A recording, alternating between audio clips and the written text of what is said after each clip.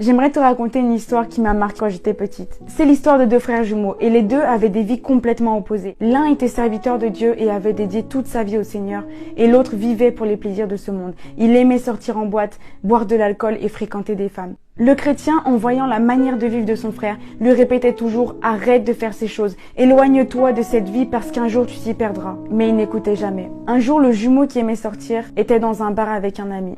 Comme il buvait beaucoup, il commença à se disputer avec son ami. La dispute dégénère et le frère finit par poignarder son ami. Quand il se rend compte de son acte, il décide de s'enfuir avec sa chemise tachée de sang. Ceux qui ont été témoins du meurtre commencent à le poursuivre en appelant la police.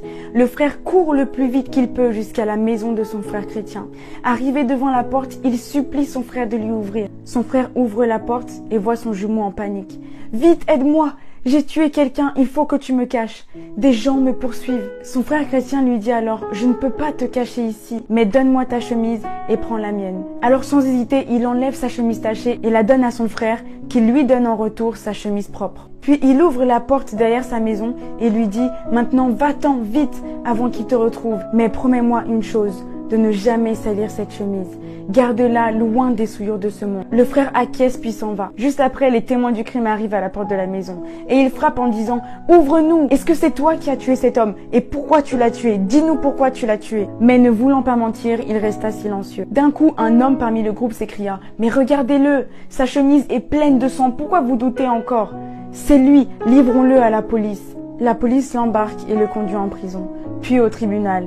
Et là, le verdict tombe. Il est reconnu coupable de meurtre et condamné à mort. Le vrai meurtrier, son frère, était resté à sa maison. Il se sentait tellement coupable que 2 jours après, il a couru à la police. Arrivé là-bas, il leur crie « Libérez mon frère innocent, je vous en supplie, c'est moi le vrai coupable. » L'agent le regarde et lui dit « Mais qu'est-ce que tu racontes? C'est trop tard, ton frère a déjà été pendu. » Le garçon s'agenouilla en pleurs, en disant « Mon petit frère a payé mon crime.